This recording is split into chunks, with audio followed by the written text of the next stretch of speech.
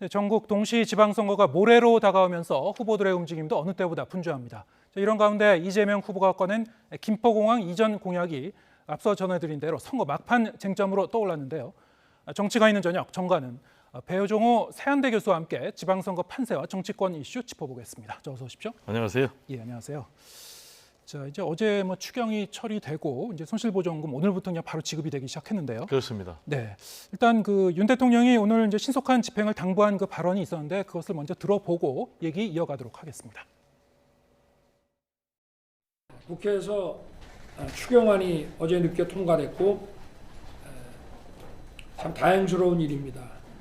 코로나 방역 과정에서 정부의 재산권 행사 제약 조치로 인해서 입은 손실을 보상하는 것은 법치 국가의 당연한 의무입니다. 지금 거의 숨이 넘어가는 소상공인과 영세 자영업자들이 신속하게 생활 안정을 꾀할 수 있도록 재정 당국에서 신속하게 추경안을 집행해 주시기를 당부드립니다. 네, 이렇게 이제 신속한 그 집행을 당부했는데 오늘 오후부터 이제 손실보전금은 바로 이제 집행되기 시작했다고 하고요. 자, 그런데 이게 여야 입장에서는 서로 양보를 해서 가까스로 이렇게 통과할 수 있었다라고 이제 서로 얘기는 하고 있습니다만 유권자들이 이것을 어떻게 받아들일지 일단은 선거를 코앞에 두고 그냥 현금이 이제 지급되는 거니까요. 일종의 여권 프리미엄 이 여당의 호재로 좀 작용할 수 있을까요?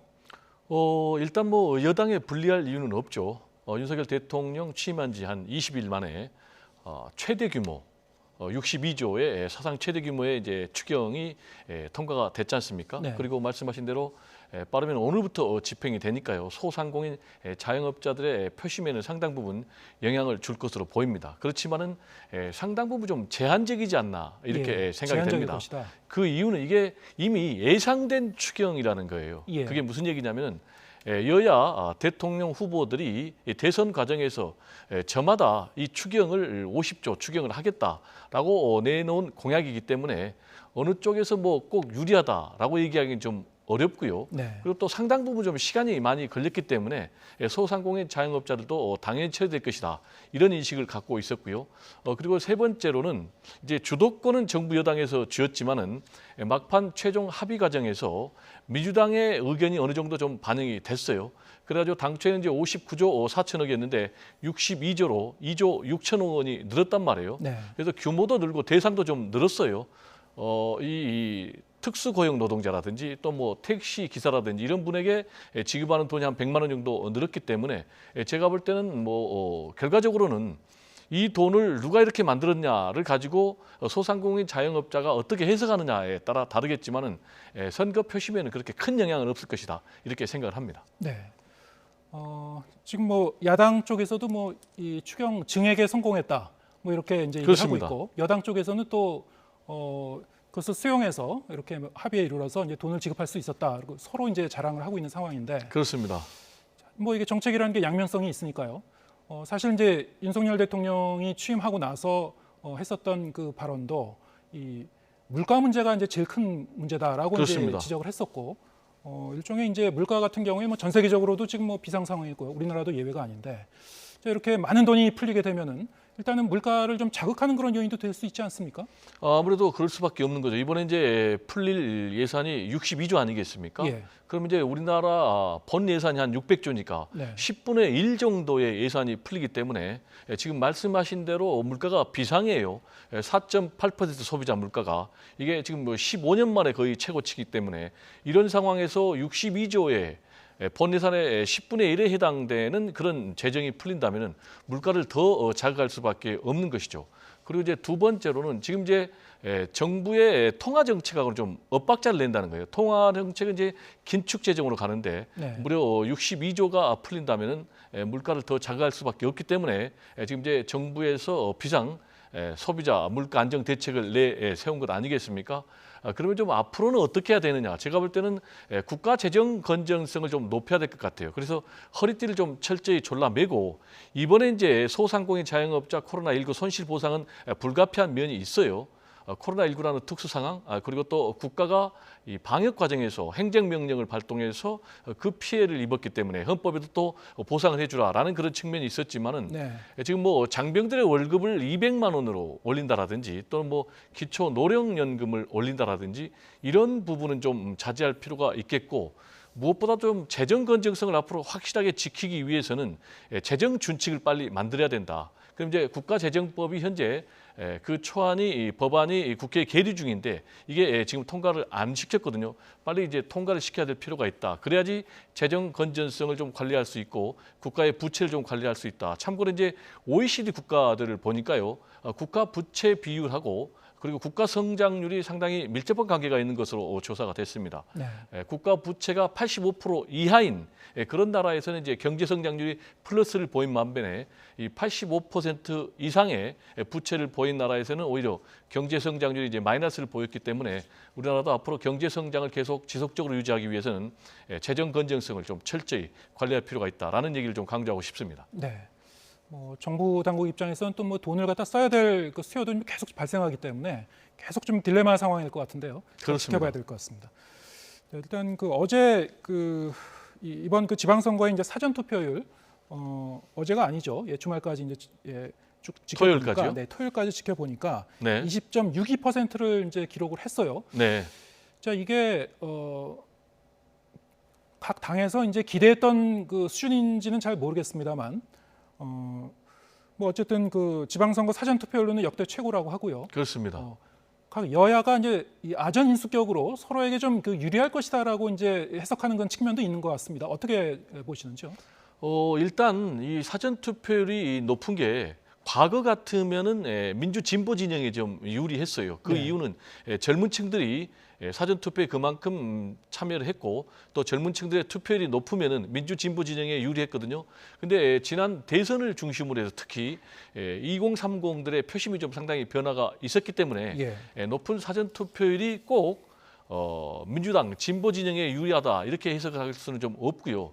중요한 것은 역시 이제 최종 투표율이 어떻게 되느냐 이게 중요하고, 두 번째로는 최종 투표율이 뭐 조금 높아진다면은 전통적인 지지층이 어느 정도 결집을 하느냐가 중요할 것 같습니다.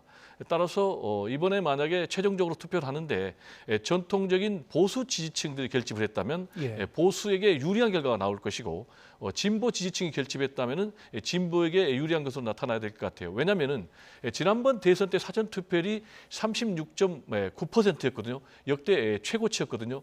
그런데 정작 대선의 결과는 어떻게 나왔습니까? 0.7%포인트 격차가 나왔거든요. 네. 그래서 여야 모두 진보 보수 모두 결집을 했기 때문에 역시 이번에도 어느 쪽에서 지지층을 최대한 투표장으로 끌어내느냐가 관건이 아닌가 이렇게 생각이 됩니다. 네. 자, 이게 이제 이 선거구마다 투표율을 보면은 이재명 후보가 출마한 인천 계양을, 그리고 안철수 후보가 출마한 성남 분당갑, 이 사전 투표율이 다 이제 평균보다는 높게 나왔고요. 그렇습니다. 사실 그 말씀하셨다시피 이게 사전 투표율만 보고는 어느 쪽이 더 이 투표장에 많이 나온 건지 단정할 수는 없는 거 아니겠습니까? 그렇습니다. 예. 보니까 일단 대선 주자들에 대한 좀 관심이 있는 것 같아요. 네. 왜냐하면 7개 국회의원 보궐선거 지역의 사전 투표율은 21.7%인데요. 이재명 후보가 출마한 인천 계양 같은 경우는 훨씬 높았어요. 24.9%. 네. 그리고 안철수 후보도 대선 주자였지 않습니까? 이 분당강 같은 경우는 이제 22.5%. 여기도 평균보다는 높았어요. 그럼 왜 이렇게 평균보다 높은 사전 투표율을 보였을까? 역시 대선 주자에 대한 관심 때문에 제가 볼 때 높아진 것 같고요. 그러면 이게 이제 두 대선 주자에게는 플러스일 건가 마이너스일 건가 이게 좀 궁금한 것 같은데, 제가 볼 때는 플러스 효과가 클 것 같습니다.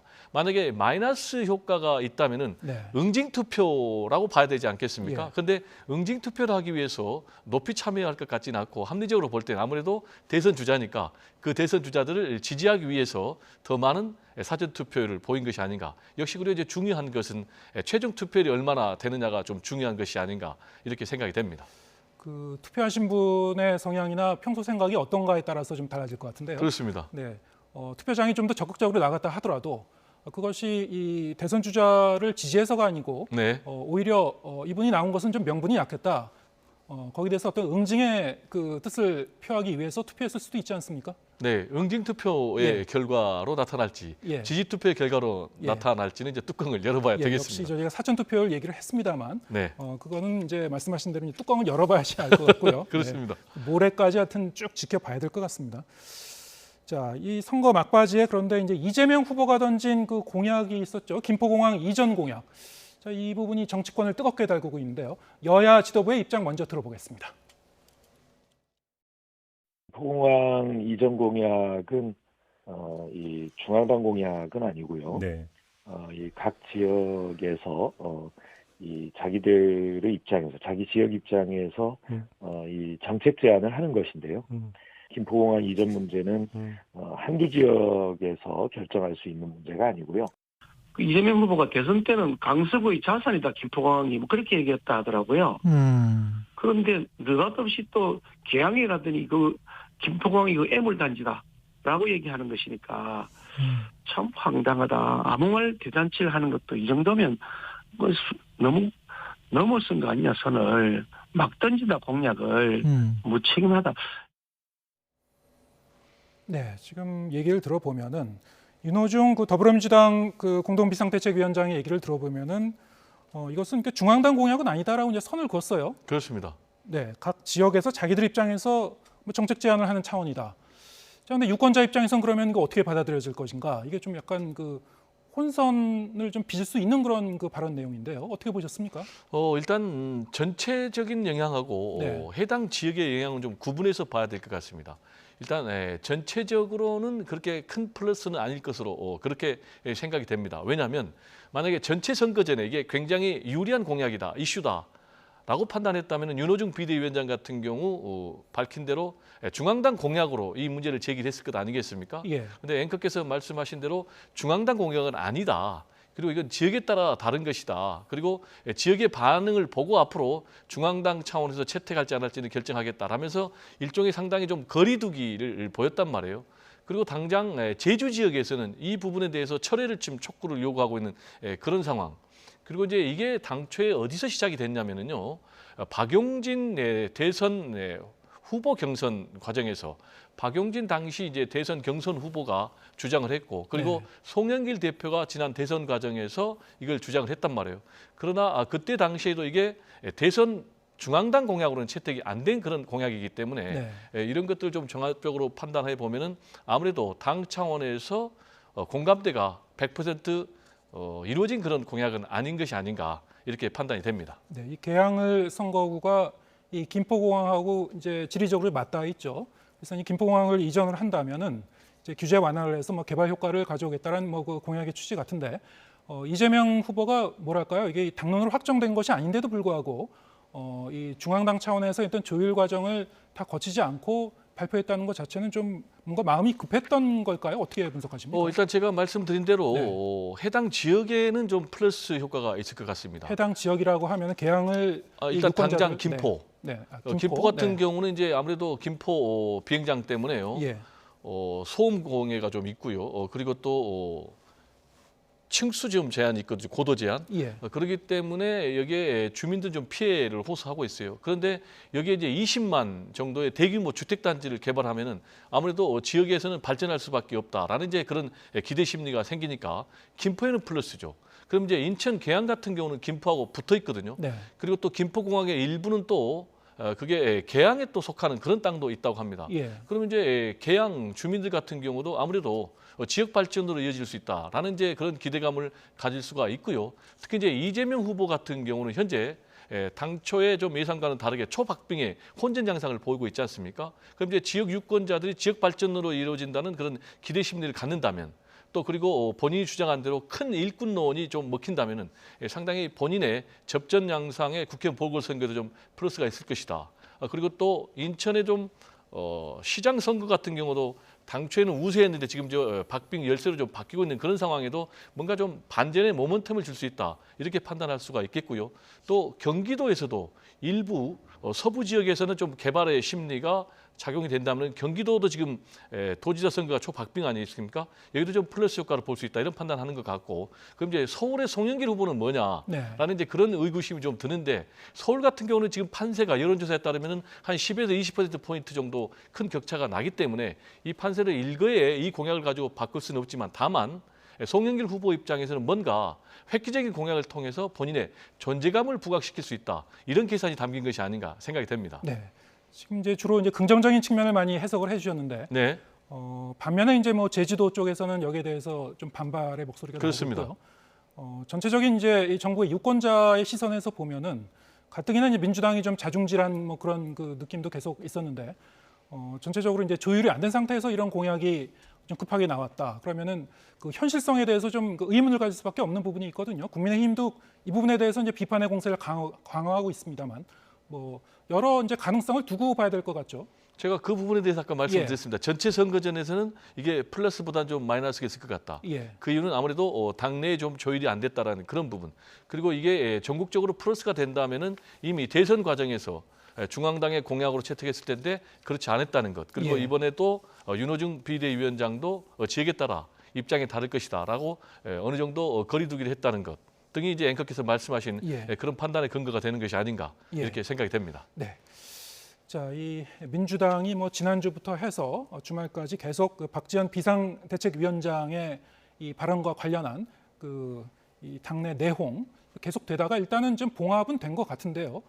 자, 이거를 그냥 뭐 단순 봉합이라고 볼 건지 갈등 해소로까지 보는 사람은 뭐 이렇게 많지는 않은 것 같습니다. 어떻게 보십니까? 제가 볼 때는 봉합이라고 봐야 되겠죠. 예. 선거가 이틀밖에 안 남았지 않습니까? 네. 근데 지금 전체적으로 분위기를 보면은 국민의힘이 지금 탄력을 받고 있는 상황. 네. 그리고 또 민주당 같은 경우는 상당히 좀 어려운 상황. 어려운 상황에 첫 번째로는 이제 상대방이 컨벤션 효과에 도움을 받는가 하면은 박안주 전 의원의 민당 소속 의원의 성비 사건 때문에 예. 굉장히 좀 부정적인 인식이 있는 상황에서 박지원 비대위원장의 발언을 둘러싸고 또 윤호중 공동 비대위원장하고 정면 충돌하는 내분 양상을 보이니까 굉장히 좀 마이너스 효과가 강화되는 이런 상황에서 뭔가 좀 극적으로 이제 봉합을 해야 될 필요가 있다라는 차원에서 이제 봉합을 했는데 문제는 이 봉합을 보면은 5가지 쇄신안을 수용을 하는 형식을 갖췄지만은 예. 구체적인 결정적인 내용 2가지가 빠졌어요. 하나는 586 용태론 문제가 빠졌고 팬덤 정치 결별 문제가 빠졌어요. 따라서 이렇게 봉합은 했지만은 만약에 선거 결과가 무난하게 나온다면은 무난하게 수습이 되겠지만은 만약에 민주당의 참패가 나온다면은 누구 책임이냐라는 책임론 그리고 앞으로 어떻게 쇄신해야 되겠느냐라는 쇄신론 여기에다가 또 8월에 전당대회가 있기 때문에 네. 이 당권 투쟁하고 맞물리면은 민주당의 큰 내용으로 휩싸일 가능성이 굉장히 남아있지 않나 이런 생각이 좀 듭니다. 네. 만약에 이제 선거 결과가 민주당에 안 좋게 나왔을 경우에는 박지원 비대위원장에게 책임이 더 씌워질 수도 있을 것이다. 뭐 이렇게 보시는 건가요? 그거는 이제 일부에서는 또 그렇게 얘기를 하겠지만 예. 또 박지원 비대위원장 입장에서는 봐라. 네. 내가 주장했던 그런 문제들이 정리가 안 됐기 때문에 결국은 민주당에 대해서 이렇게 지금 채찍을 가는 것 아니냐. 따라서 내가 말한 대로 더 변해야 된다라고 주장을 하기 때문에 민주당의 강경파와 온건파 또 586과 또 B586 이런 또 그리고 친이재명대 또는 뭐 친이낙연 또 친문 이런 세력들 간의 다툼이 굉장히 더 극심해질 가능성이 남아있다. 이렇게 저는 개인적으로 전망을 합니다. 네, 뭐 선거 이후를 이제 또 계속 봐야 되겠군요. 혁신론이 다시 이제 재점화가 될지 여러 가지 하여튼 갈등의 불씨는 계속 남아 있는 것 같습니다. 자, 오늘은 여기까지 듣겠습니다. 배정호 세한대 교수와 함께했습니다. 고맙습니다. 네, 감사합니다.